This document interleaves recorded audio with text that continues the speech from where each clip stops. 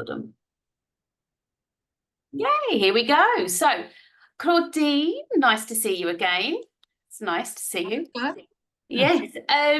So we like to have these little chats and speak about what you do for National Tutors, but we are going to start by, could you let us know how did you get to where you are now? What's your background?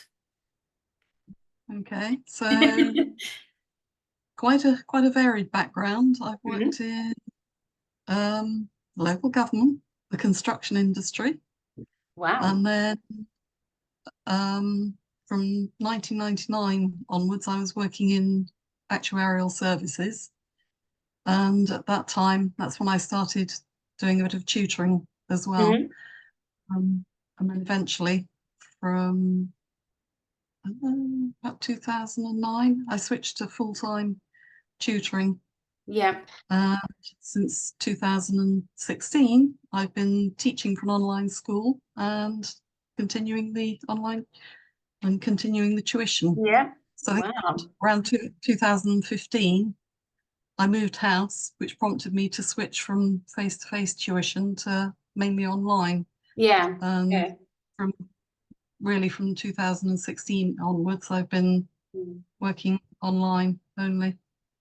Yeah, it's definitely picked up. I remember with COVID, I'd just sorted out all my online access, thinking, oh, this would be just another opportunity.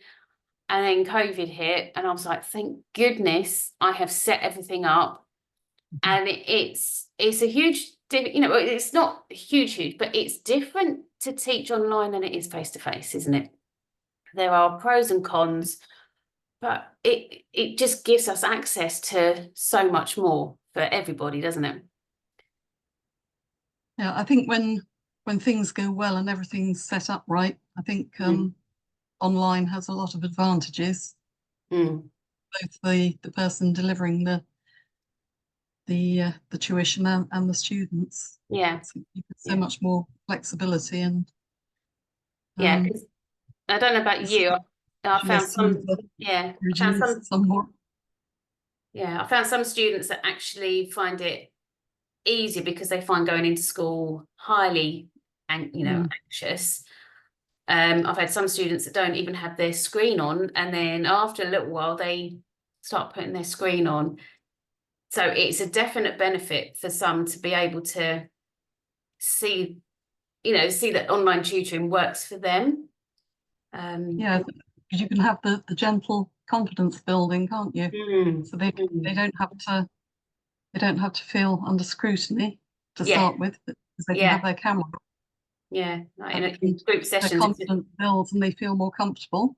Yeah, on the camera. Yeah, I know, it's lovely. I love that. You build up that relationship with them.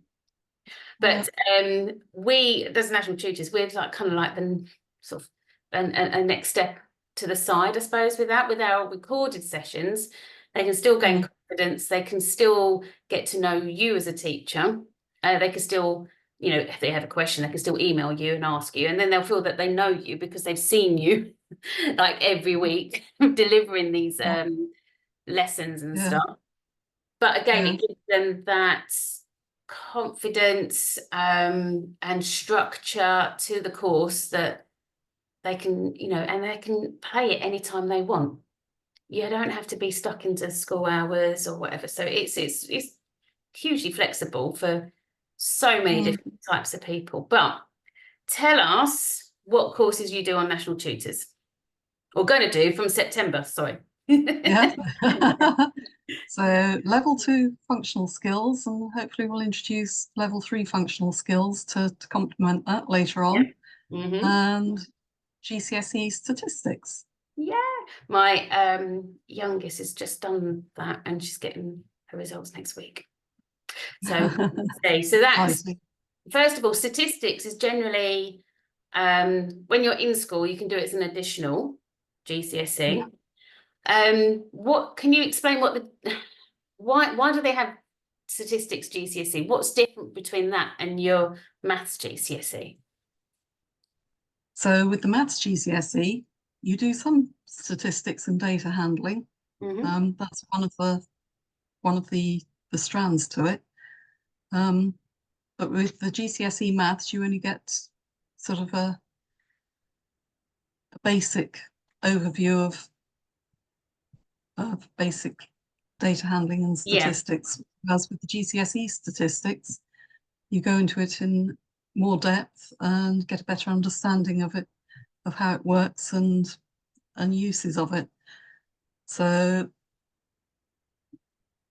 thinking about how it might be useful. Well, I can think of one instantly.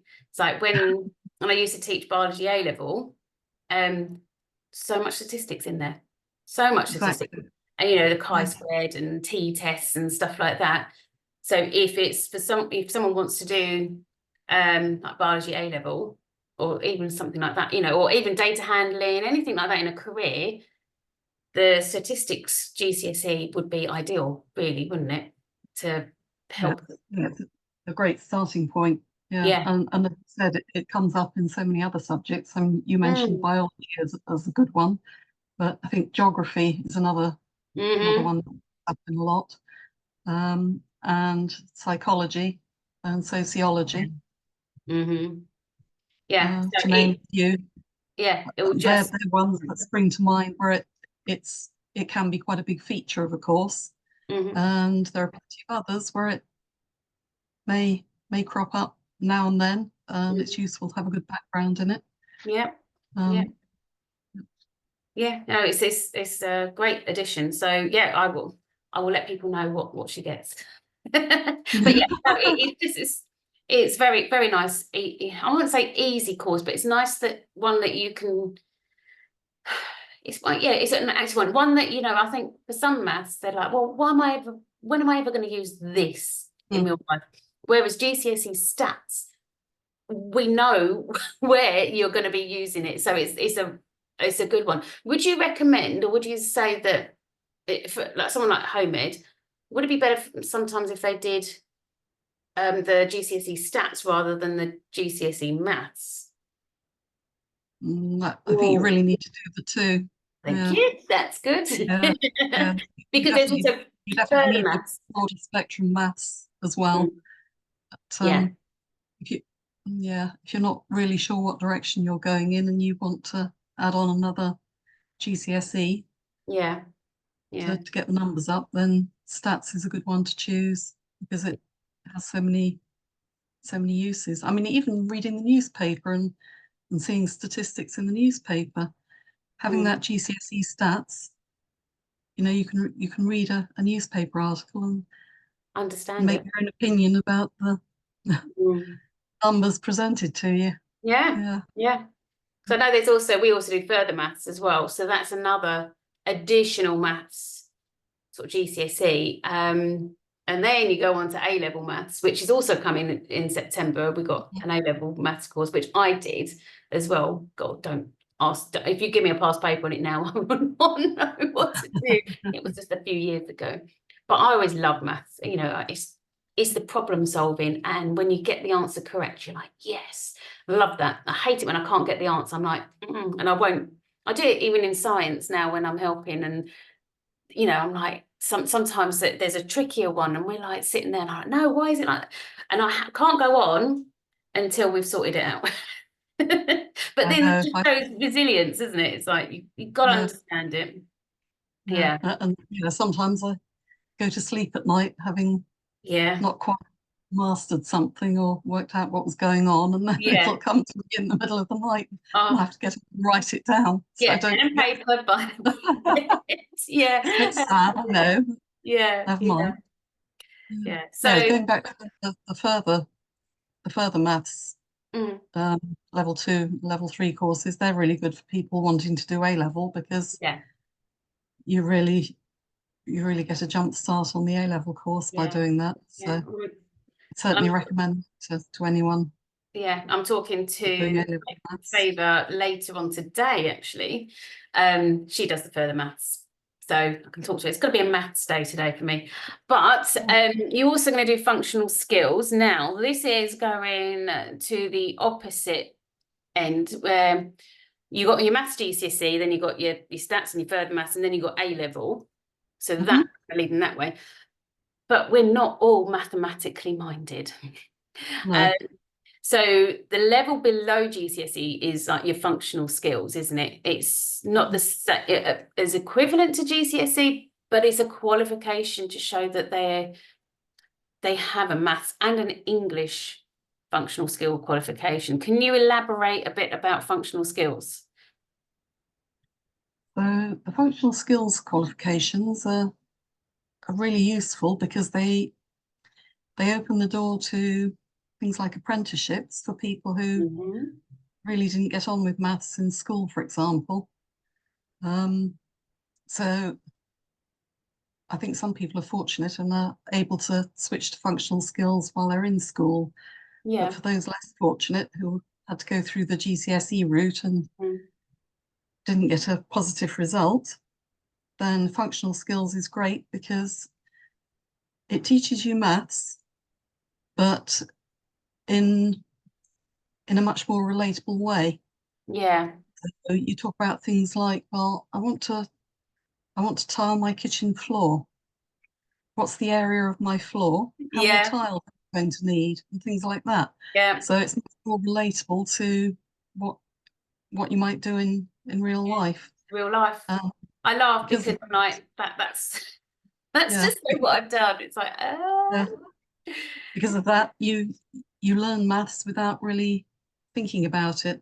And a lot of people also find out they can actually do maths, but because it was presented in the rather academic and unfriendly way, perhaps at school, they didn't realise that they could actually do it. Yeah.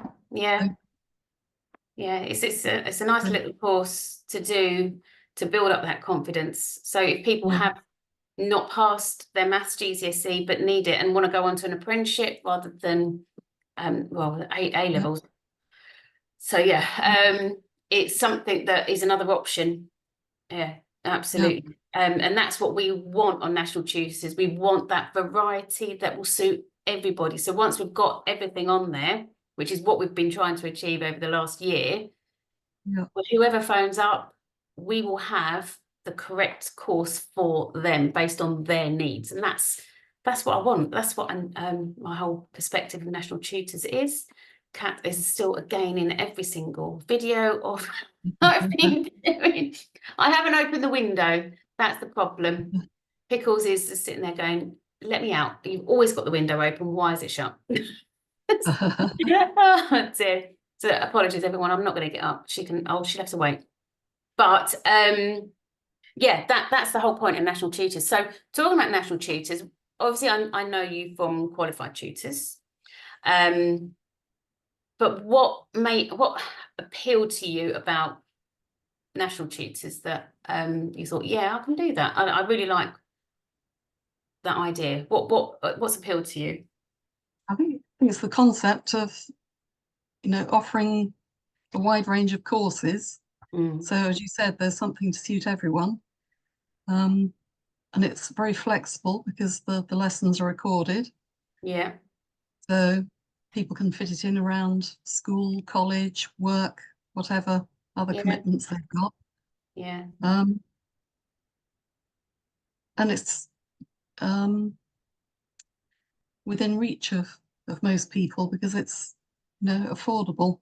Yeah, that's one of our ethos, is to make it affordable, and offer, because I've seen other companies, they are out there, but they have a select few courses only, and they might offer additional tuition and things like that for support. I mean, I have worked for one before where you offer that, but I don't know, my past experience with online course providers, I'm not talking about online schools, it's just slightly different, isn't it? Online school.